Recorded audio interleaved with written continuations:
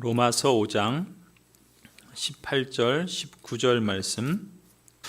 그러니 한 사람의 범죄 행위 때문에 모든 사람이 유죄 판결을 받았는데 이제는 한 사람의 의로운 행위 때문에 모든 사람이 의롭다는 인정을 받아서 생명을 얻게 되었습니다. 한 사람이 순종하지 않음으로 말미암아 많은 사람이 죄인으로 판정을 받았는데 이제는 한 사람이 순종함으로 말미암아 많은 사람이 의인으로 판정을 받을 것입니다. 아멘. 오늘은 하이델베르그 교리문답 21주일 가운데 56문에 대해서 우리가 함께 살펴보려고 합니다.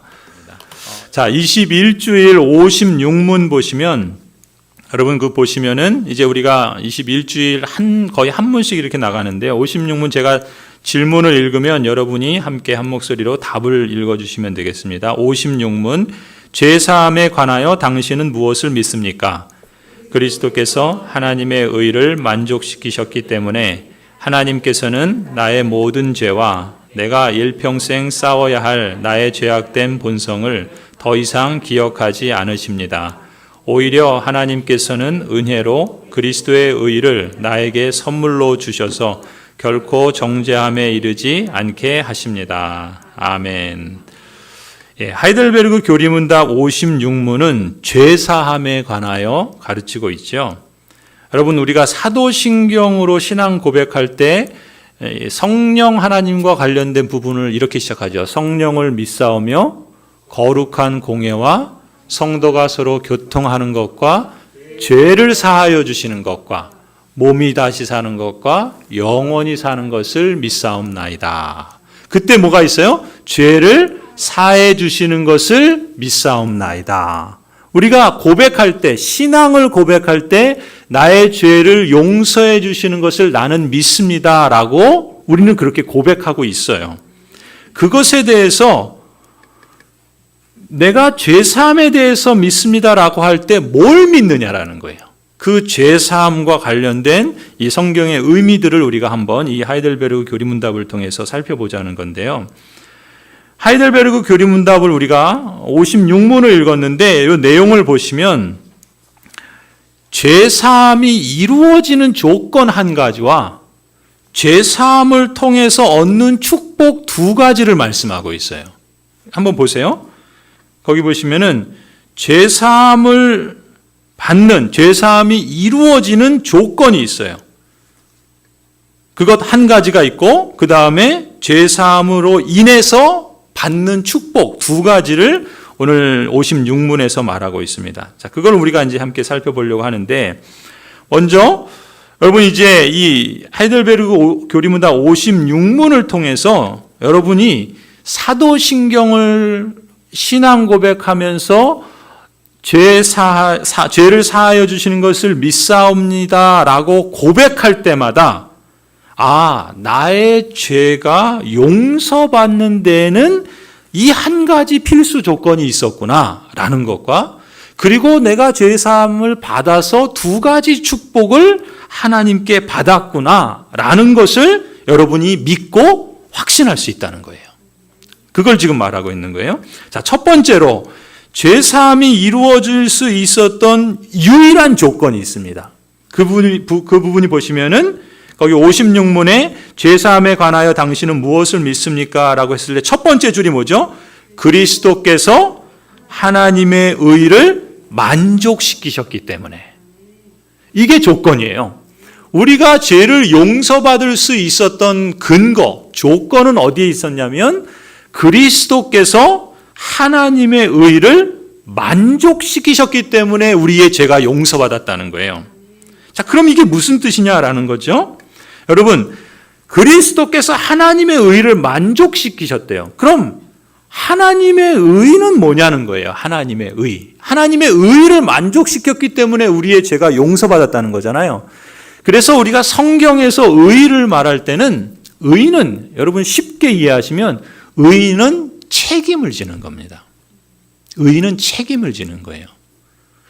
불의하다 그러죠? 모든 인간은 불의하다. 그럼 뭐예요? 책임을 안 지는 거예요. 그러니까 책임을, 아버지로서 내가 아비인데 책임을 안 지면 불의한 아버지죠. 그죠? 아들인데 아들로서의 역할을 하지 않으면 불의한 아들이에요. 그죠? 그래서 그 의라는 말을 그렇게 쓰는 거예요. 책임을 지지 않는 걸 책임을 지지 않는 게 아니라 의는 뭐예요? 책임을 지는 게 의예요. 책임을 지는 거. 그렇죠?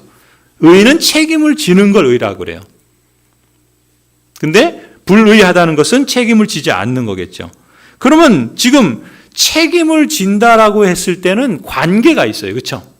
내가 가령 하나님과 사람 사이의 관계는 어떤 관계죠? 창조주와 피조물의 관계예요.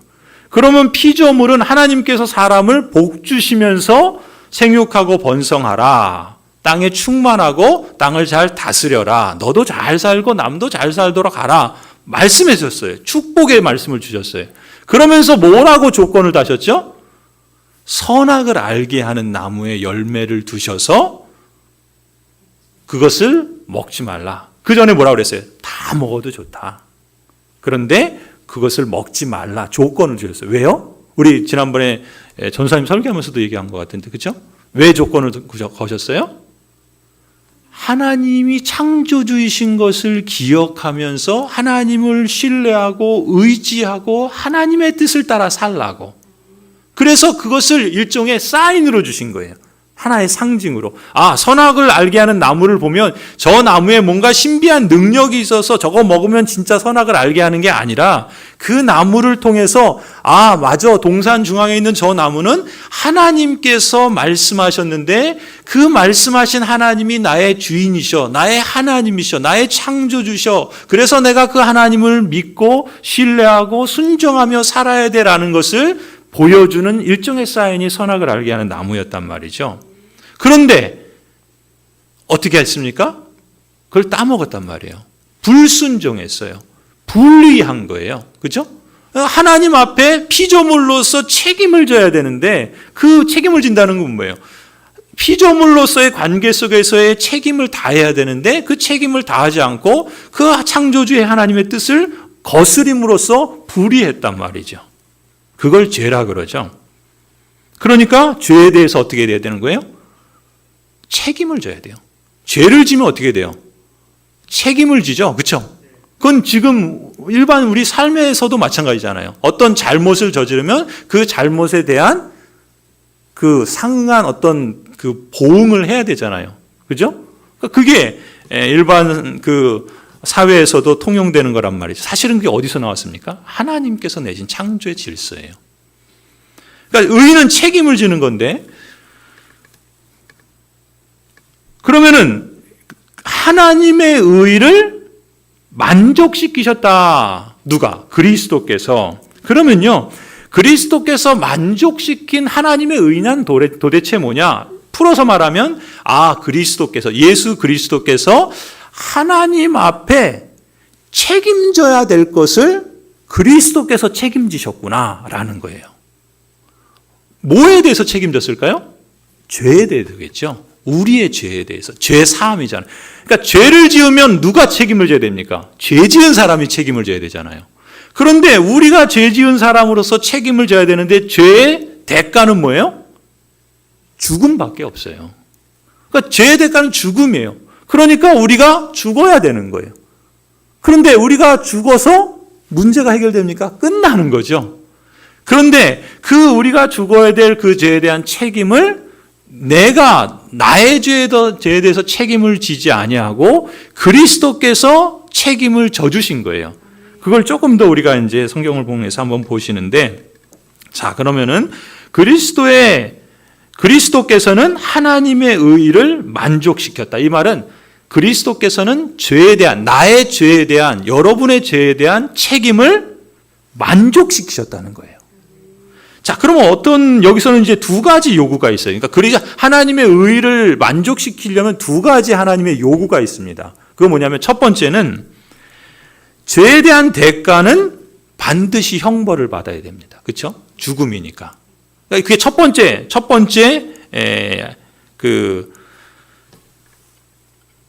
요구예요. 첫 번째 요구. 죄에 대한 첫 번째 요구. 죄에 대한 대가는 반드시 형벌을 받아야 된다. 두 번째,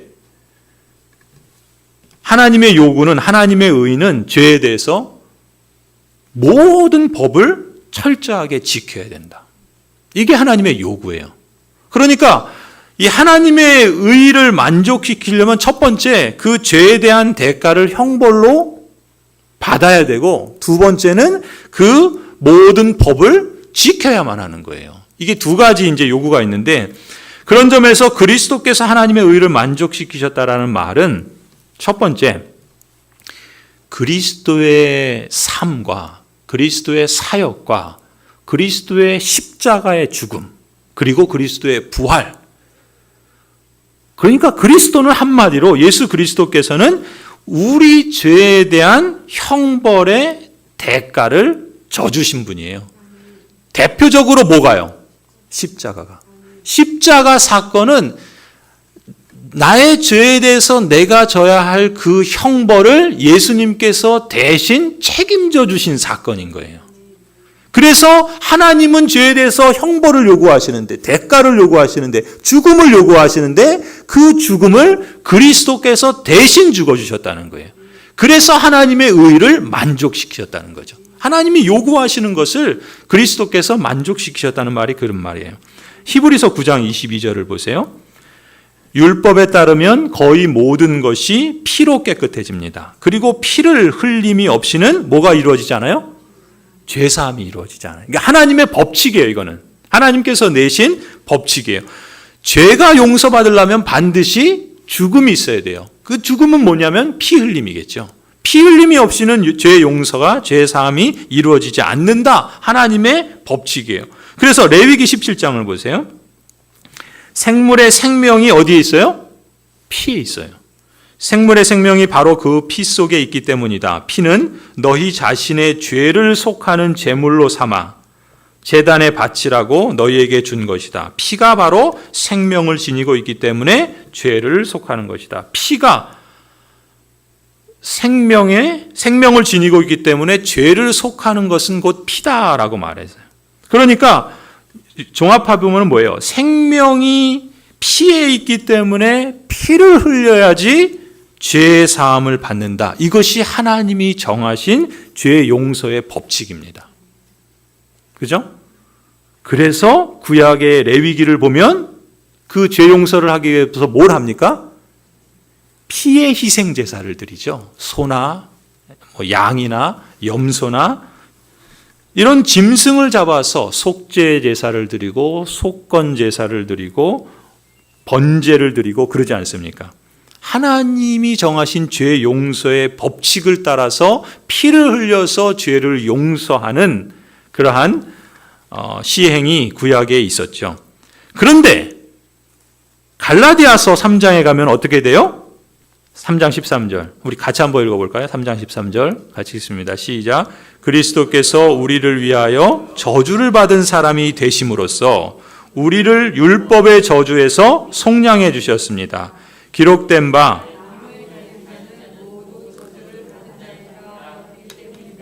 여기 보세요. 그리스도께서 나무에 달리심으로 저주를 받았어요. 그 나무가 뭡니까? 십자가죠. 십자가에 달리심으로 저주를 받았어요. 그래서 뭐라는 거예요? 율법대로 죽으셨다는 거예요. 그런데 그 저주는 누구를 위한 저주라는 거예요? 예수 그리스도 자신을 위한 저주입니까? 아니죠. 예수 그리스도께서는 우리와 한결같으시되 죄는 없으신 분이에요. 우리가 동정녀 마리아에게서 나시고 라는 말이 그리스도께서 인성을 입으셨지만, 마리아를 통해서 인성을 입으셨지만, 그러나 죄가 없으신 하나님이시다. 그런 점에서 그리스도께서는 죄가 없으신데, 그러면 죄 없으신 분이 왜 죄의 희생을, 대가를 지불하느냐는 거예요. 누구를 위해서? 우리를 위해서. 거기 그랬잖아요. 갈라디아서 3장 13절. 그리스도께서 우리를 위하여 저주를 받았다 말씀하시는 거예요. 여기에 밑줄을 그어야 돼요. 우리를 위하여 저주를 받았다. 그러니까 우리가 져야 될 그 죄에 대한 책임을 그리스도께서 대신 받아주신 거예요. 그래서 하나님께서 우리에게 요구하시는 의를 예수 그리스도께서 대신 받아서 책임져 주심으로 우리의 죄가 사함을 받게 된다라는 것이죠. 근데 여기서 우리가 주목할 점은 뭡니까? 유대인들은 십자가를 거리끼는 것으로 여겼어요. 왜 그렇습니까? 방금 거기 나오잖아요. 갈라디아서 3장 13절. 나무에 달린 자는 모두 저주를 받은 자다라고 하는 말씀이 있죠. 구약성경 모세오경에. 그러니까 유대인들의 입장에서 구약성경을 믿는 이들은 예수님이 십자가 나무에 달린 것은 예수는 메시아가 아니다. 그저 하나님의 저주를 받아서 나무에 달린 그런 존재일 뿐이다 라고 침뱉으며 조롱했지요. 맞아요. 나무에 달린 사람은 저주받은 사람입니다. 그런 점에서 예수 그리스도는 저주를 받은 사람이 맞아요. 그들이 제대로 이해한 거예요. 근데 그들이 놓친 게 있어요. 뭘 놓쳤습니까? 예수님이 저주를 받으신 건 예수님 당신 때문이 아니라 바로 이렇게 여기는 유대인들 때문이고, 그리고 그 예수님을 십자가의 저주에 달린 그 군인들 때문이고, 거기서 조롱한 사람들 때문이고, 모든 인류를 위해서 저주를 받으셨다는 거죠. 그걸 몰랐던 거예요. 그걸 놓쳤던 겁니다. 예수님은 우리의 형벌을 대신 담당하신 것이죠. 우리를 위하여 대신해서 십자가에서 고난을 받으시고 단번에 죽으심으로 우리가 져야 할 죄의 형벌, 우리가 진 죄의 빚을 다 갚아주신 사건이 십자가 사건이에요. 그래서 그리스도께서 우리의 죄를 대속하시기 위해서 단번에 희생제물로 드리셨죠. 이것을 그리스도의 수동적 순종이라 그래요. 그리스도의 수동적 순종.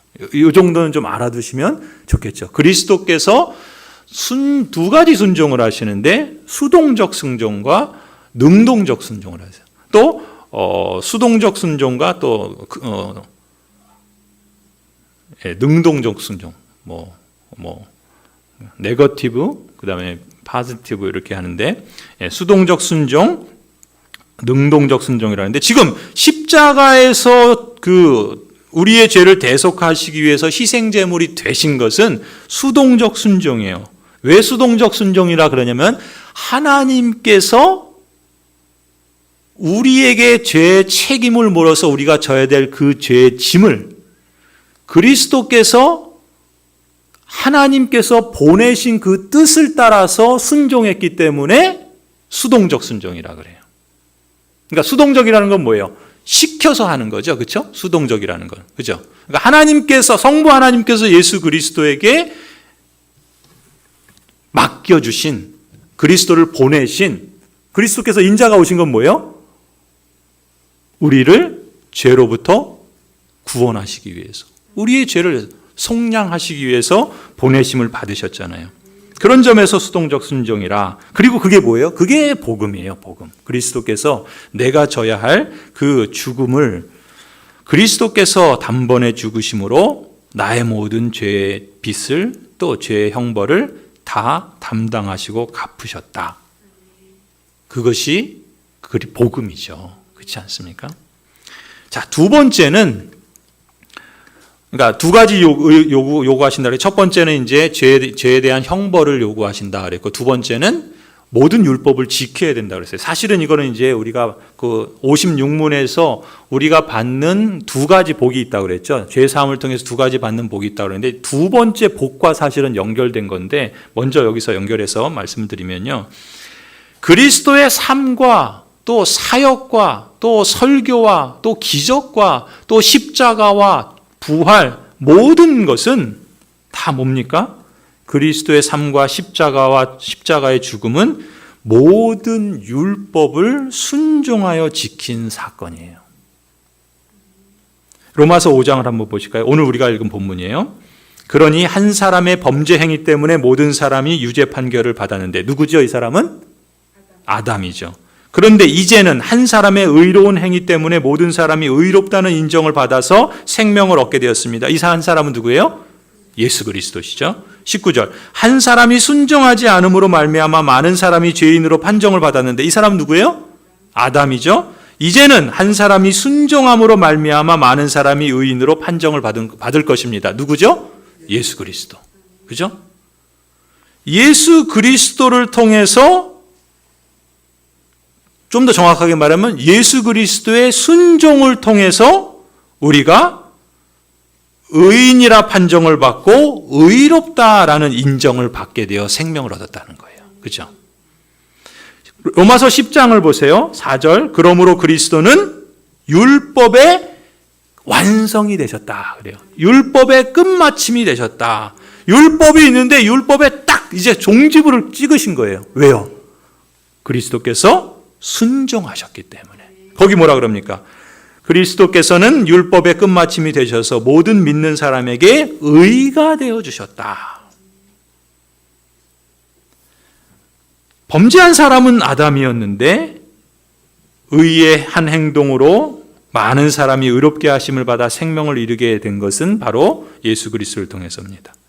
그래서 예수 그리스도께서 앞서는 십자가의 죽으심으로, 즉 수동적 순종을 통해서 우리가 죄사함을 받았는데 예수님은 거기서 그치지 않으시고 예수님은 더 나아가서 뭐예요?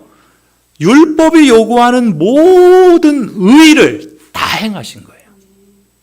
그러니까 이걸 그래서 그리스도의 능동적 순종이라고 그래요. 그러니까 우리가 죄 용서를 받는 데 있어서 말하자면 하지 말아야 될 것을 한 것에 대해서 예수 그리스도께서 수동적 순종으로 우리의 그 죄에 대한 대가를 지불해 주셨다면 예수 그리스도께서는 더 나아가서 우리가 해야 될 것을 대신해 주심으로써 그 예수님이 하신 것을 내가 한 것으로 여겨주신다는 거예요. 세상에 이런 법이 어디 있습니까? 그죠? 세상에서는 그걸 뭐라 그래요? 내 것도 내 것, 네 것도 내 것. 이거 뭐죠? 사기꾼이죠. 근데 제가 이런 표현을 쓰는 건 되게 참 죄송한 것 같네요. 말하고 나니까. 비유가 좀 잘못된 것 같아요. 이게 연결이 잘못됐어요. 세상에서는 그러는지 모르지만 지금 뭐라 그래요? 내가 범한 것도 예수님이 대신 짊어지심으로 용서받고 내가 해야 되는 거를 나는 안 했는데 예수님이 대신 다 해주시고 그거 너가 한 거야 라고 인정해 주시니 이게 그리스도께서 행하신 능동적 순종이라는 거예요. 그러니까 수동적 순종과 능동적 순종을 다 행하신 거예요. 그러니까 그 모든 거를 다 행하신 예수 그리스도가 하나님께서 그 두 가지를 다 요구하시는데 죄에 대해서는 형벌을, 의에 대해서는 선을 행하는 걸 원하시는데 그리스도께서 다 행하심으로 하나님이 요구하시는 그 두 조건, 그 의를 만족시키셨다 이렇게 말하는 거예요. 그러니까 우리는 뭐예요? 예수 그리스도를 통해서 예수 그리스도 안에서 예수 그리스도로 말미암아 내가 죄범한 것을 오히려 용서받고 내가 해야 될 순종에 대해서 그리스도께서 모든 걸 다 순종하심으로 그 순종을 내가 한 것으로 여겨주셔서 내가 의인이 되게 하시는 그런 신비한 하나님의 역사가 있었다는 거예요. 그래서 이것을 신학적으로는 전문용어로 뭐라고 하냐면 전가라고 그래요. 전가. 나의 죄가 우리 지금 시간이 아직 10분이 있어요. 전가라고 그러는데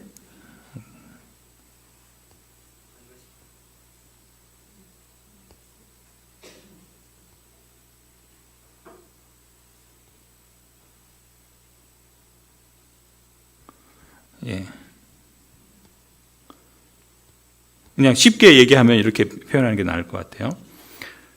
우리가 그 구약에 보면은 그 희생 제물로 두 마리를 잡죠. 하나는 번제로 드리고 하나는 아사셀 그 양으로 광야에다 보냅니다. 그렇죠? 그때 뭐 하죠? 그렇죠. 제사장이 그 아사셀 양에게 안수해요. 안수는 뭐예요? 나의 죄를 이 양에게 전가시키는 거예요. 그래서 이 양이 죽음으로 내 죄가 전가되어져서 내 죄가 죽은 것으로 해결된 것으로 그렇게 여겨주시겠다는 거예요. 그게 하나님의 은혜의 법칙인 거예요. 그러니까 내가 죄에 대해서 내가 죽어야 되는데 예수 그리스도께서 대신 져주셨잖아요. 그래서 나의 죄가 예수 그리스도에게 전가된 거예요. 그렇죠?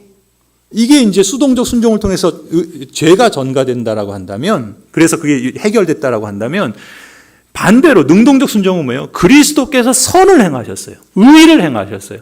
그 율법을 다 이루셨어요. 그런데 그 그리스도께서 행하신 것을 내가 행한 것처럼 의를 전가해 주신 거예요.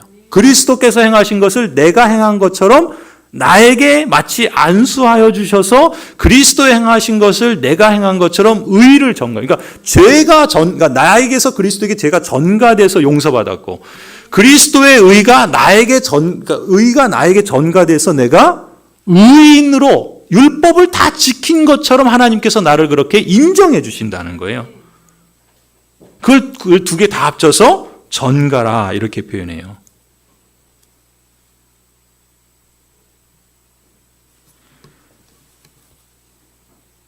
그래서 예수 그리스도는 우리의 죄를 전가받으셔서 단번에 죽으심으로 우리를 위한 영원하고 완전한 대속의 제물이 되어주셨고요.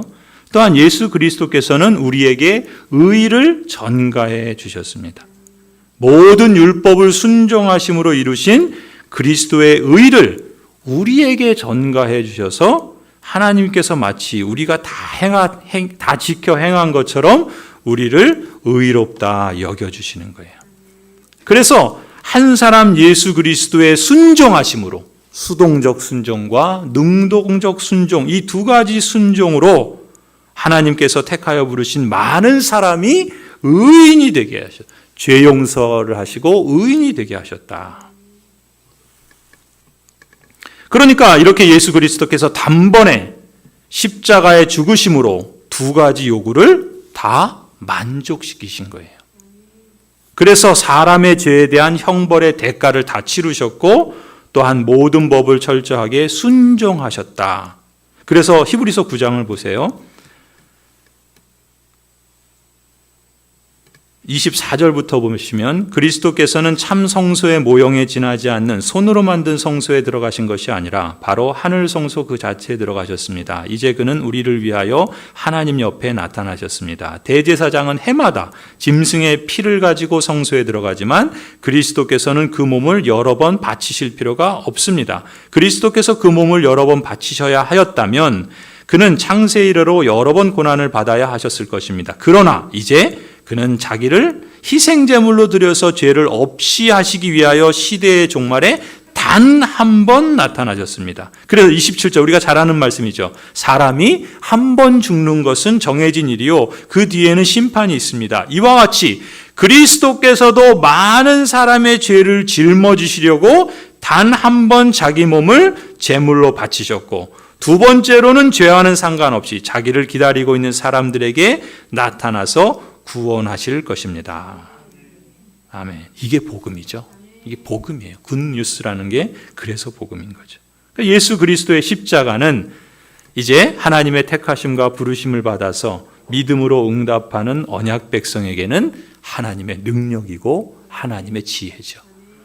헬라인들은 십자가를 거리끼는 것으로 여겼지만 우리에겐 그것이 하나님의 지혜예요.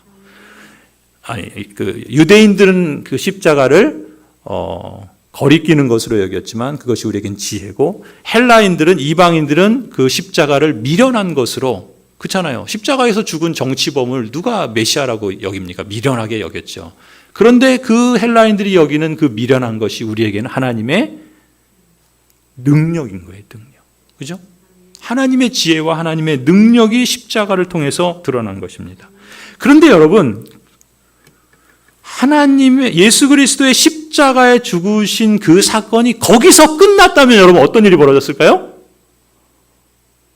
제가 이제까지 말한 게 다 그거예요. 그죠? 부활이 없으면 이게 다 끝이에요. 끝. 세상에서 저나 여러분만큼 불행한 사람도 없어요. 사도 바울이 말한 거잖아요. 십자가에 죽으신 사건으로 끝났다면 정말 예수님은 유대인들이 생각하는 것처럼 하나님의 저주를 받아서 죽은 자로 역사 속에서 그냥 잊혀졌을 겁니다. 로마 사람들이 손가락질하고 침뱉으며 조롱한 것처럼 그저 십자가형으로 처참하게 처형받은 일개 정치범 같은 그런 존재로 끝났을 겁니다. 근데 뭐가 있어요? 부활 사건이 있는 거예요. 부활 사건.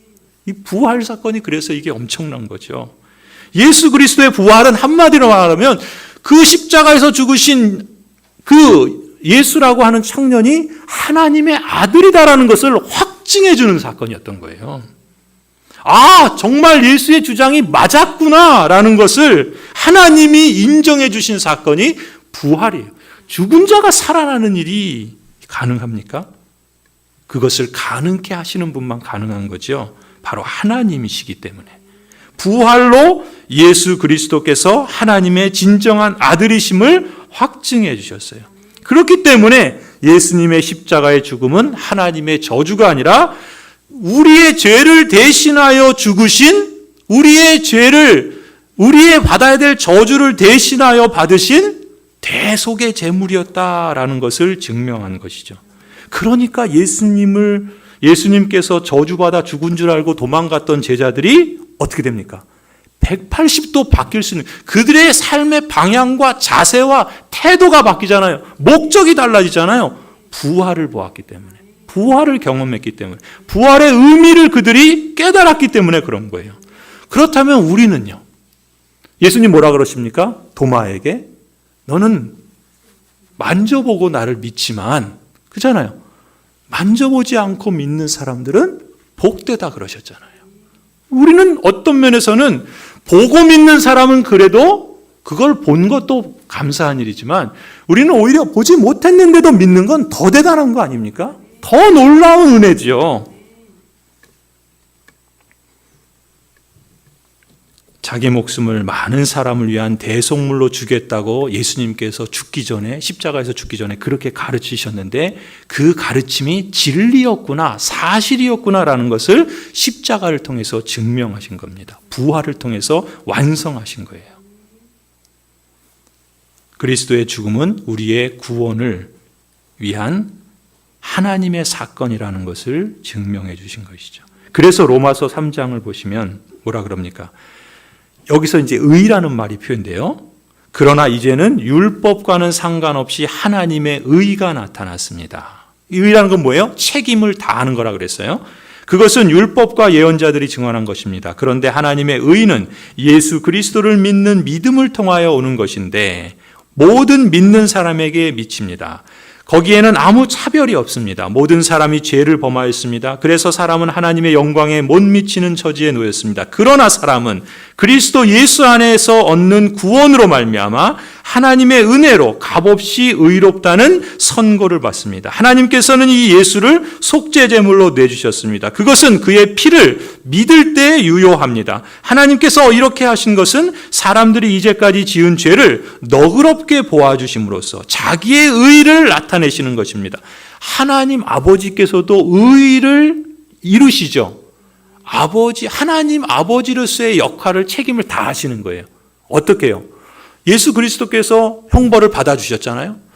모든 율법을 다 지키셨잖아요. 그러니까 그 하나님이 요구한 걸 다 하셨으니 하나님께서도 책임을 다 하셔야죠. 그게 언약 관계인 거예요. 언약이 그래서 처음에는 주권적으로 우리에게 찾아오시지만 그 이후에는 우리에게 순종을 요구하시죠. 언약적 책임과 응답을 요구하세요.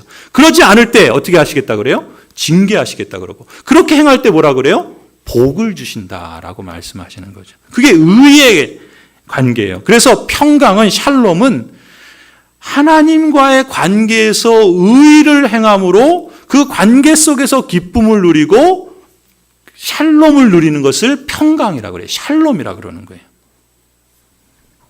예수 그리스도께서 하나님의 의를 만족시키셨기 때문에 뭐가 됐어요? 나의 죄가 사함을 받았다. 그것이 우리의 죄 사함의 유일한 조건입니다. 그죠? 우리가 56문에서 이 첫 번째를 우리가 이제 다뤘고, 다음 주에는 그 죄 사함을 통해서 우리가 받게 된 축복, 두 가지 복에 대해서, 사실 한 가지는 이미 말씀을 드렸는데 그 나머지 부분만 말씀을 드리고 또 이제 넘어가도록 하겠습니다. 기도하시겠습니다.